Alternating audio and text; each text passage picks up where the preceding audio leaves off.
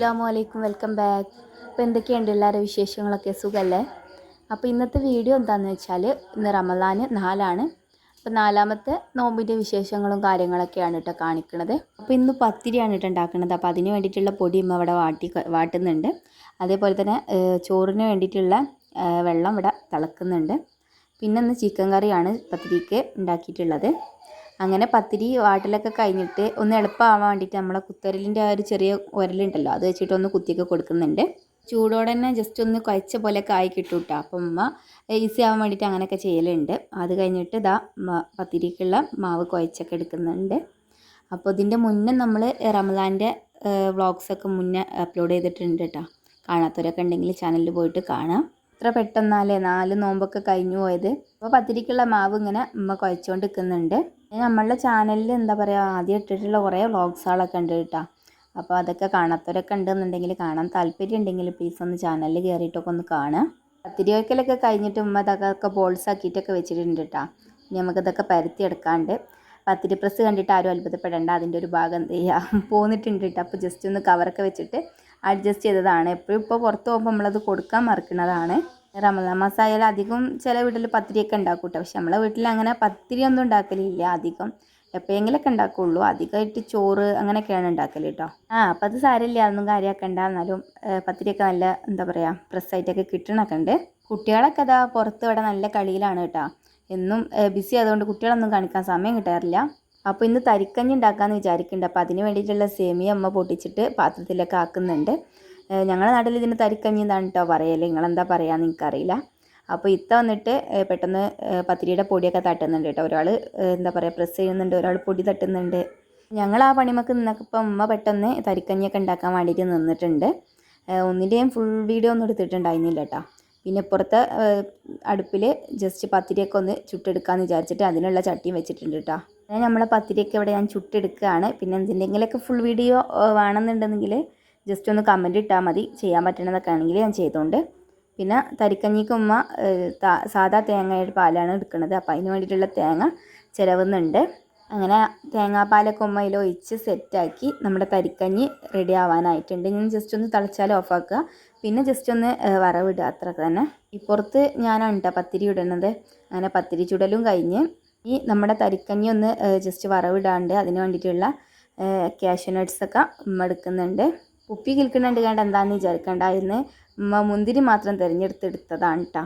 അങ്ങനെ ചട്ടിയിൽ നെയ്യ് ഒഴിച്ചിട്ട് അതിൽ നമ്മൾ അണ്ടിപ്പരിപ്പ് ആദ്യം ഇട്ട് കൊടുത്തിട്ടുണ്ട്. അതൊന്ന് ബ്രൗൺ കളറാകുമ്പോൾ മാത്രം മുന്തിരി ഒന്ന് ഇട്ട് കൊടുക്കുന്നുണ്ട് കേട്ടോ. ഇന്ന് കുറച്ച് പത്തിരിയൊക്കെ ഉണ്ടാക്കിയിട്ടുണ്ടായിരുന്നുള്ളൂ. ഇന്നലത്തെ കുറച്ച് ചോറ് ബാക്കി ഉണ്ടായിരുന്നു. അപ്പോൾ അതുകൂടെ വെച്ചിട്ട് അഡ്ജസ്റ്റ് ചെയ്യുക, ഫുഡൊന്നും വേസ്റ്റ് ആക്കണ്ടല്ലോ എന്ന് വിചാരിച്ചിട്ട്. ബിരിയാണി ഇന്നലെ വെച്ചിട്ടുണ്ടായിരുന്നല്ലോ, വീഡിയോ കണ്ടവർക്കറിയാം. അപ്പോൾ അതും ഉണ്ടായിരുന്നു കേട്ടോ. അപ്പോൾ അതുകൊണ്ടാണ് ഇന്ന് പെട്ടെന്ന് പണിയൊക്കെ കഴിഞ്ഞിട്ടുണ്ട്. അപ്പം നമ്മുടെ വറവിടലൊക്കെ കഴിഞ്ഞിട്ട് നമ്മളിത് അതിലേക്ക് ഒഴിച്ച് കൊടുക്കുകയാണ് കേട്ടോ. അപ്പോൾ നമ്മുടെ സൂപ്പറായിട്ടുള്ള തരിക്കഞ്ഞിയൊക്കെ ഇവിടെ റെഡി ആയിട്ടുണ്ട്. ഇതിൽ മധുരം ഇട്ടിട്ടുണ്ടായിരുന്നില്ല.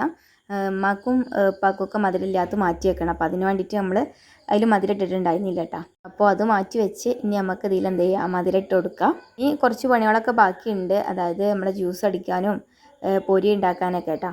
അപ്പോൾ അതൊന്നും ഇപ്പോഴും തീരുമാനമായിട്ടില്ല എന്തുണ്ടാക്കണം എന്നുള്ളത്. പിന്നെ എല്ലാവരുടെ വീട്ടിലും നോമ്പിന് ഇങ്ങനെ തരിക്കഞ്ഞിയൊക്കെ ഉണ്ടാക്കലുണ്ടോ ജസ്റ്റ് കമൻറ്റ് ഇടി.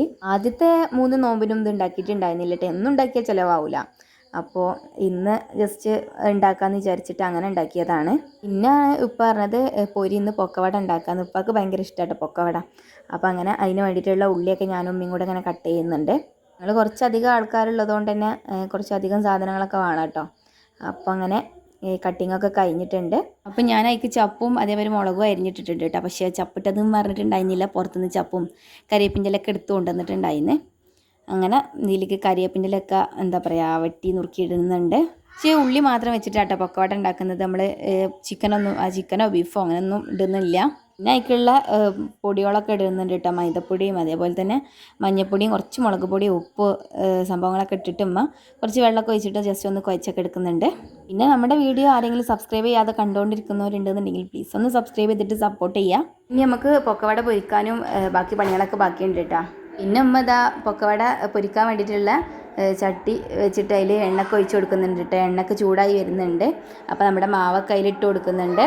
ഞങ്ങൾ കുറച്ചധികം ആൾക്കാരൊക്കെ ഉള്ളതുകൊണ്ട് തന്നെ 2-3 എട്ടൊക്കെ പൊരിക്കാനൊക്കെ ഉള്ളതുണ്ടായിരുന്നു കേട്ടോ. അപ്പോൾ ഇങ്ങനെ ഓരോരോ ഇതൊക്കെ ഞാനിങ്ങനെ പൊരിച്ചുകൊണ്ട് എടുക്കുകയാണ്. ഞാൻ ഒന്നൊക്കെ ഇട്ടുകൊണ്ട് ഞാൻ പോയി, ഞാൻ പൊള്ളിക്കുന്ന ഉറപ്പല്ലേ. അപ്പം അങ്ങനെ ഇത്ത പൊരിച്ചുകൊണ്ട് നിൽക്കുന്നുണ്ട്. ഉമ്മയുണ്ട്, രണ്ടാളും ഓരോ പണീൻ്റെ ഇടയിലായിട്ടിക്കാണ്ട് പിന്നെ ഇടയ്ക്കൊന്ന് വന്നുകാണ്ട് ജസ്റ്റ് ഒന്ന് മറിച്ചിട്ടാൽ മതിയല്ലോ. അപ്പോൾ അങ്ങനെ അതൊക്കെ പൊരിച്ച് റെഡിയാക്കുന്നുണ്ട്. ഇനി നമുക്ക് വേറെ 1-2 പണികൾ കൂടി ബാക്കിയുണ്ട്.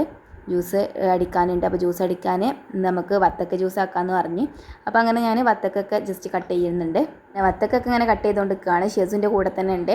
അവന് വത്തക്കൻ്റെ 2 കഷ്ണങ്ങളൊക്കെ കൊടുത്തിട്ട് അവിടെ മാറ്റിയിരുത്തിയൊക്കെ ചെയ്തൊക്കെയാണ് കേട്ടോ. പിന്നെ അങ്ങനെ നോമ്പ് തുറക്കാനുള്ള സമയമൊക്കെ ആയി തുടങ്ങിയിട്ടുണ്ട്. ഞാൻ പെട്ടെന്ന് തന്നെ ഇത് അങ്ങനെ ഇങ്ങനെയൊക്കെയാണ് കട്ട് ചെയ്യുന്നത്. അതൊന്നും നോക്കേണ്ട കാര്യമൊക്കെ ഉണ്ടാ.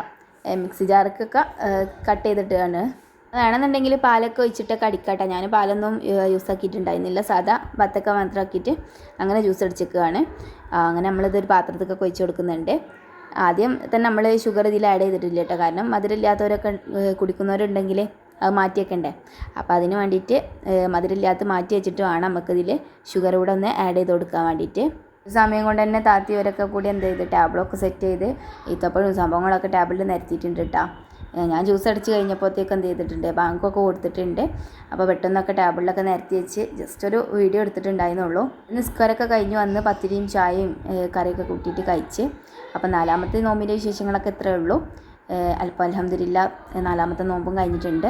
ഈ ഒരു വീഡിയോ ഇത്രയേ ഉള്ളൂ. വീഡിയോ ഇഷ്ടമായാൽ ലൈക്ക് ചെയ്യാനും ഷെയർ ചെയ്യാനും സബ്സ്ക്രൈബ് ചെയ്യാനൊന്നും മറക്കരുത്. അപ്പോൾ നെക്സ്റ്റ് വീഡിയോ കാണാം. അതുവരെ ബൈ.